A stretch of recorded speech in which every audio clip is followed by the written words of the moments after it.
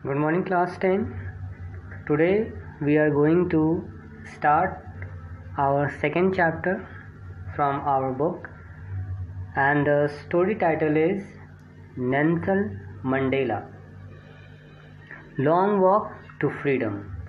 तो बच्चों, आज हम लोग अपनी बुक की सेकेंड चैप्टर जो नेल्सन मंडेला की ऑटोबायोग्राफी है उसको स्टार्ट करेंगे। ठीक है स्टूडेंट्स, तो कहानी को हम लोग स्टार्ट करते हैं। चलिए, कहानी में लिखा हुआ है बिफोर यू रीड एपेटाइट। सो सबसे पहले इस वर्ड का मतलब समझते हैं। एपेटाइट का मतलब क्या होता है? तो एपेटाइट का मतलब होता है कि रंग, धर्म और जाति के आधार पर जब लोगों से भेदभाव किया जाता है, रेशियल डिस्क्रिमिनेशन होता है, उसे एपेटाइट बोलते हैं। ठीक है। Apartheid is a political system that separates people according to their race. यानी एपेटाइट का मतलब होता है कि रंग, धर्म, जातीय समुदाय के आधार पर जब लोगों को विभिन्न वर्गों में बांटा जाता है तो उसे एपेटाइट बोलते हैं।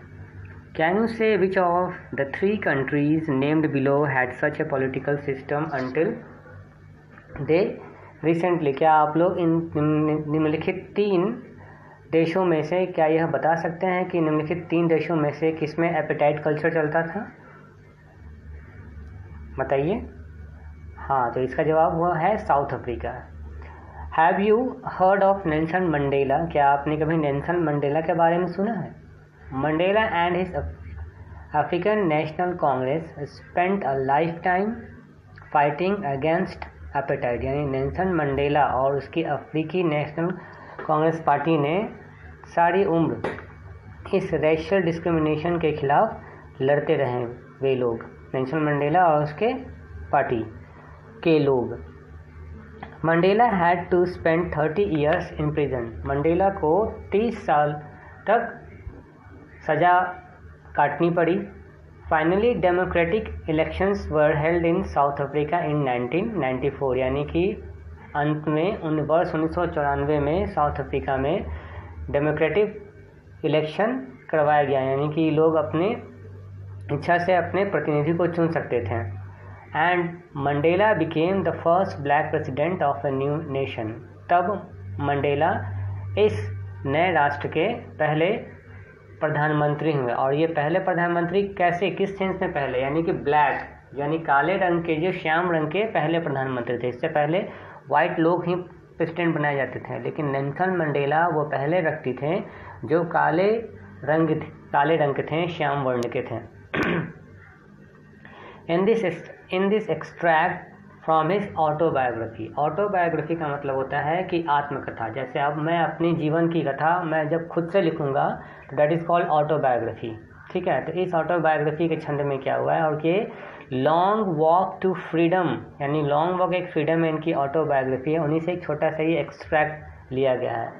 Mandela speaks about a historic occasion. Mandela अपने इस एक्सट्रैक्ट में अपने इतिहास में एक बहुत ही उनका हिस्टोरिक मूवमेंट हुआ था, उनके बारे में बताते हैं। The inauguration, can you guess what the occasion might be? और उनका इनाग्रेशन हुआ था। इनाग्रेशन करने का मतलब कि आज उनका शपथ टेक था। ओथ, जब हम लोग शपथ लेते हैं, जब कोई प्रधानमंत्री बनता है या मंत्री बनता है, तो जिस दिन वो शपथ लेता है वो उसका ओथ डे होता है, इनाग्रेशन डे होता है। तो यहाँ पर 10th में 1994 में BBC में कुछ न्यूज़ आई थी। आइए उस न्यूज़ को देख लेते हैं। इस बॉक्स में वो न्यूज़ क्या है। Mandela becomes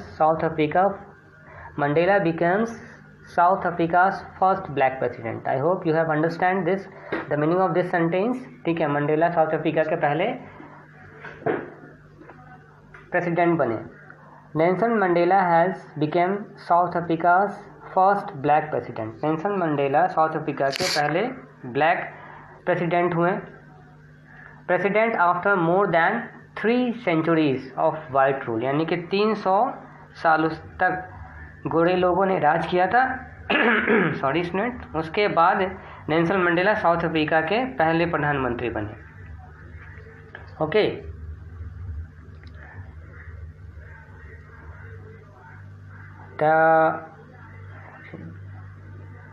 Mandela after more than 300 years. Mr. Mandela's African National Congress ANC party won 252 of the 400 seats in the first democratic election of South Africa's history.